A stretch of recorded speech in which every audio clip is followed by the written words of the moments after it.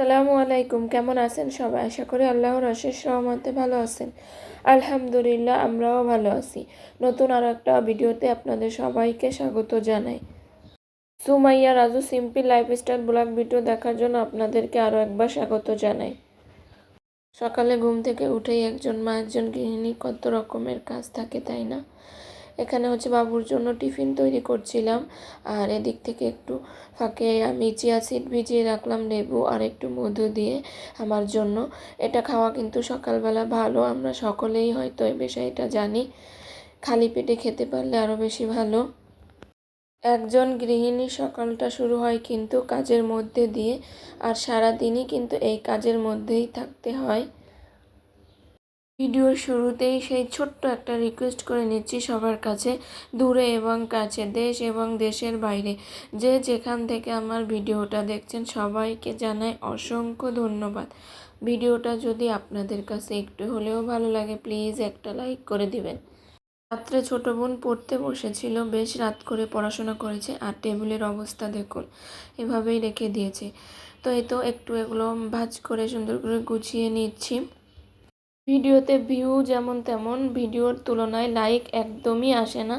আমি বুঝতে পারি না একটা লাইক দিতে সবার কি হয়, লাইক নিয়ে কেন সবাই একটু কিপটামি করে।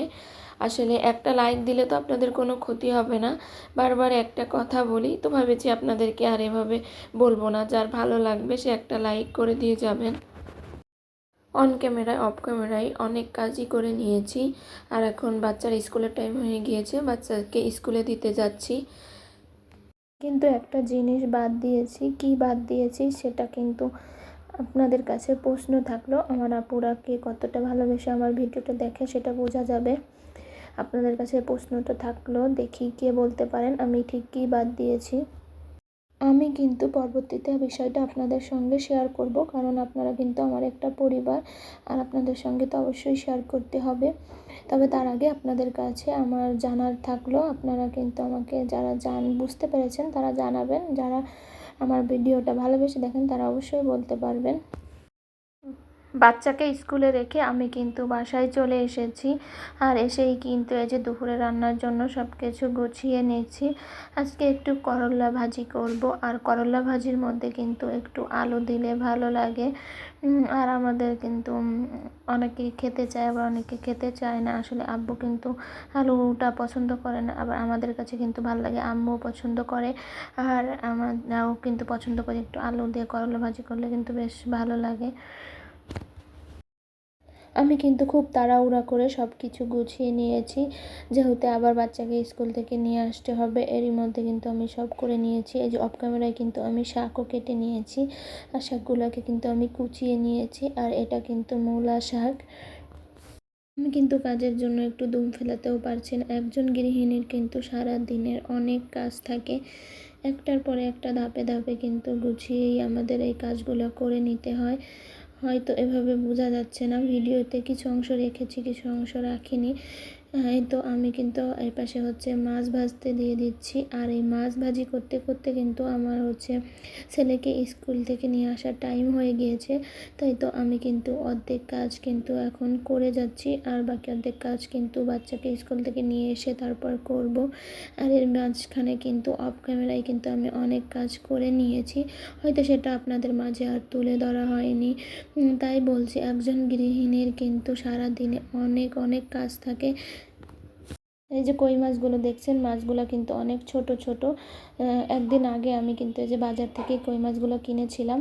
আসলে দেখতে কিন্তু বেশ উপরে বড় বড় ছিল, নিচে কিন্তু ছোট ছোট মাছ ছিল। ওই লোকটা কিন্তু আমাকে ঠকিয়েছে, আমাকে কিন্তু ছোট ছোট মাছ দিয়েছে, অনেক বেশি বড় মাছগুলো কম দিয়েছে। তা মাঝে মাঝে না এরকম ঠকে যেতে হয় অনেক সময়। কাজ করতে করতে এর মাঝখানে কিন্তু আমি কিছু ডাল ভিজিয়ে রাখলাম। ওই যে আগের দিন যে ডালগুলো রোদ্দুরে দিয়েছিলাম, বলেছিলাম কিছু একটা করে ফেলবো, তাই তো ডাল ভিজিয়ে রাখলাম। তো ভাবছি একটু হালুয়া করে নিব।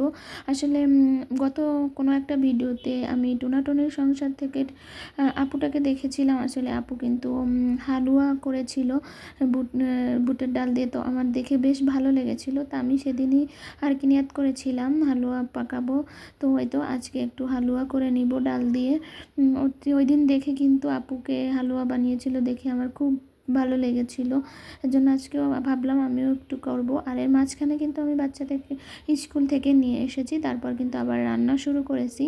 আর রান্নার ফাঁকে ফাঁকে কিন্তু আমি এই কাজগুলো করে নিচ্ছি। এখানে বেশ কিছু কাপড় চোপড় ছিল যেগুলো এখন ভাঁজ করে নিচ্ছি। আমি কিন্তু রান্না করতে করতে সবসময় এইভাবে হাতে কোনো কাজ থাকলে সেটা কিন্তু ফাঁকে ফাঁকে করে নিই। তবে রান্না করার সময় অন্য কোনো কাজ করলে কিন্তু এটাও খেয়াল রাখতে হবে, চুলার আঁচটা কিন্তু একটু কমিয়ে রাখতে হবে, না করলে কিন্তু যে কোনো সময় একটা সমস্যা হতে পারে, পুড়ে যেতে পারে বা যে কোনো ধরনের প্রবলেম হতে পারে। এই জন্য রান্নার ফাঁকে ফাঁকে যখন কাজ করা হয় তখন চুলার আঁচটা সবসময় কমিয়ে রাখতে হবে। আর রান্না করতে করতে কিন্তু আসলে অনেক কাজ করে নেওয়া যায়, আমি কিন্তু সবসময় এটাই করি, রান্না করতে করতে কিন্তু বেশ কিছু কাজ করে নিই। যারা আমার মতো আছেন তারা কিন্তু সতর্ক থাকবেন, কারণ আমার কিন্তু অনেক সময় অনেক জিনিস মনে থাকে না, মাঝে মাঝে কিন্তু আমি চুলার আঁচ কমিয়ে রাখতে ভুলে যাই, তখন কিন্তু আমার পেঁয়াজ রসুন পুড়ে যায়। আর বেশি কিন্তু আমার এটা ডালের ক্ষেত্রে হয়, আমি ডালের রসুন পেঁয়াজ ভাজতে গেলে অনেক সময় না আমার পুড়ে যায়। এই তো কাজকাম করতে করতে হঠাৎ দেখলাম আকাশ মেঘলা করে এসেছে, এর মধ্যে কিন্তু বৃষ্টিও শুরু হয়ে গিয়েছে। তাই তো বৃষ্টি পড়ছে কিন্তু বাইরে। তো ভাবলাম একটু আপনাদের জন্য একটু ভিডিও ক্লিপ রাখি। আসলে বৃষ্টি দেখলে কিন্তু ভালোই লাগে। মাঝখানে তো অনেক বেশি বৃষ্টি হয়েছিল, তারপরে কিন্তু একটু বৃষ্টি কমেছিল, আবার কিন্তু এখন বৃষ্টি শুরু হয়েছে। মানে আর কি, বৃষ্টি কমছে আবার হঠাৎ হঠাৎ করে আবার বৃষ্টি আসছে আর কি, এখনের আবহাওয়াটাই আসলে এরকমই। তো এই তো তারপর হচ্ছে এখন সন্ধ্যার পরে আমি এখানে যে ডালটা ভিজিয়ে রেখেছিলাম সেটা এখন একটু প্রেসার কুকারে সিদ্ধ দিয়ে দিব।